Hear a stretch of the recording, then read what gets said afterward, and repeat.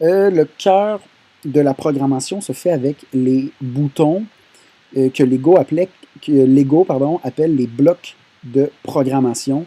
Blocs de programmation parce que c'est Lego, ils font référence aux blocs de construction, mais là, ici on construit la programmation avec des blocs de programmation. Chaque bloc de programmation possède un gros bouton ici qui est le mode. Vous pouvez aller modifier le mode de de chacun des boutons. Le mode modifie vraiment l'allure, l'utilité globale que va prendre le bouton. Donc ici, mon bouton est activé à l'infini. Ici, je pourrais l'activer pendant un certain nombre de degrés. Et là, justement, ici, j'ai la possibilité, par exemple, d'aller rentrer des degrés. Donc là, il va faire 567 degrés de rotation. Et c'est comme ça pour chacun des boutons. Les boutons, les blocs, sont regroupés en différentes sections. La première section, c'est la section Action.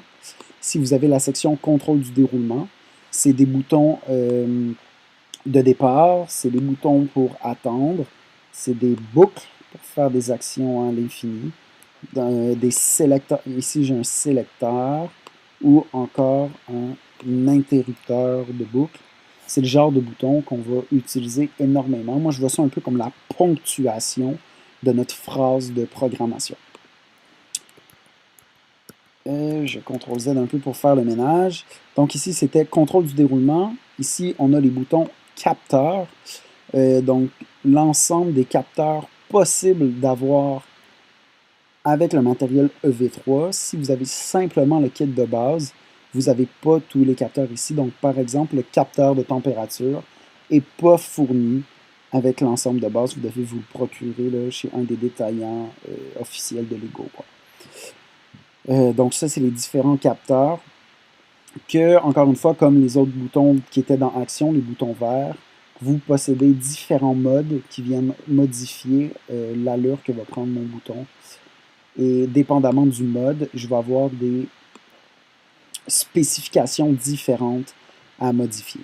Votre curseur est un outil d'information. Vous pouvez venir le placer sur un logo et vous allez toujours avoir une très courte définition, mais au moins une définition de quelle est cette spécification-là que vous pouvez aller modifier. Donc ici, j'ai mon type de comparaison et là, j'ai différents types de comparaison. Je pourrais prendre inférieur ou égal. Et là, c'est tout le temps comme ça, valeur de seuil, résultat de comparaison ou encore rotation pour le bouton rotation du moteur. Quatrième catégorie, opération sur les données. Donc, c'est un peu des blocs mathématiques pour vous permettre d'encoder votre programmation. C'est une programmation qui demande peut-être un peu plus de pratique avant que vous soyez rendu à utiliser ces boutons-là, mais c'est des boutons qui sont extrêmement utiles. C'est des boutons qui viennent multiplier vraiment les possibilités de projets que vous pouvez faire avec les élèves. Clairement, les boutons rouges de mathématiques, là, extrêmement utiles. Finalement, les boutons avancés. Les boutons avancés qui ont des fonctionnements très spécifiques. Par exemple, entre autres, le Bluetooth, la messagerie. Donc, vous pourriez avoir deux briques qui communiquent ensemble et qui s'envoient des informations. Il y a des très beaux projets à faire avec ça, mais par contre, vous avez besoin de matériel supplémentaire. Et c'est souvent comme ça avec les boutons bleus. C'est du matériel qui demande une connaissance plus approfondie de la programmation ou sinon carrément du matériel supplémentaire. Mais c'est des boutons qui ne sont pas à négliger. C'est vraiment intéressant. Et finalement, mes blocs. Le bouton, votre disque est bon. Il faut que je fasse un ménage. Mes blocs. Vous avez la possibilité de faire vos propres blocs personnalisés. C'est ici qu'ils apparaîtraient. Moi, pour l'instant, j'en ai pas fait, donc j'en ai pas du tout. J'efface ça ici. Finalement, la dernière partie, ici, c'est la partie d'information de la brique. Présentement, j'ai une brique de connecté. Donc ici, vous avez vu, EV3 est en rouge. Si je mets mon curseur dessus, j'ai une brique EV3 connectée. Si je la débranche, le tout devient gris et les informations disparaissent. Donc je vais reconnecter ma brique comme ça. Et ça prend quelques secondes avant qu'il fasse la liaison. Notez bien que pour connecter votre brique à l'ordinateur et pour que l'ordinateur la reconnaisse, votre brique intelligente EV3 doit être allumée. Donc, elle doit avoir des batteries et elle doit fonctionner pour que votre ordinateur la détecte. Donc ici, premier onglet, c'est les informations sur la brique. Ici, vous avez le nom de la brique. Présentement, elle s'appelle EV3. Je pourrais toujours la renommer équipe 1.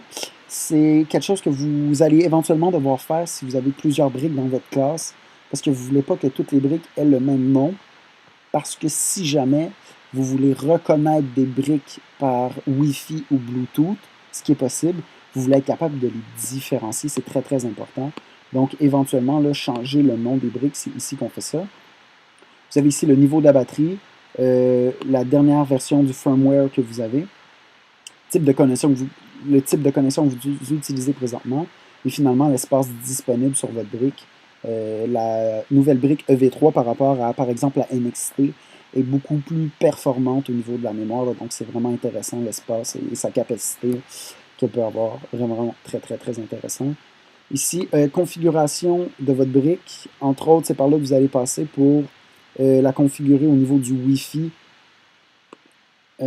Par contre, exactement comme vous avez pu voir, pour se connecter Wi-Fi, vous avez absolument besoin d'une clé Wi-Fi que vous devez insérer dans le port USB de votre brique intelligente. Donc là, moi, présentement, j'en suis pas muni, donc je ne peux pas le faire, mais pour la configuration sans fil, ça serait ici. Et ici, j'ai l'exportateur de mémoire.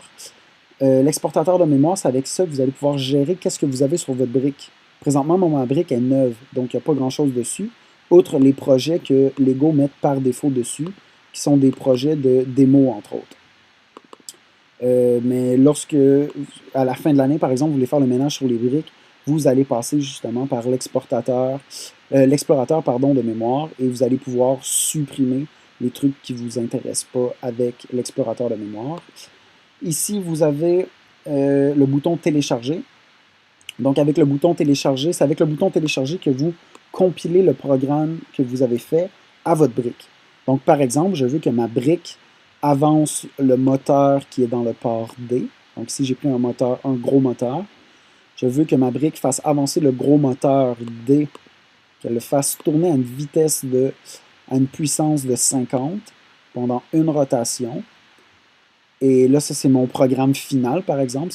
C'est tout ce que je demandais à l'élève. Je vais le compiler. La brique me fait un petit signal sonore. Et là, maintenant, je pourrais naviguer sur ma brique, aller chercher cette programmation-là et la faire jouer de ma brique.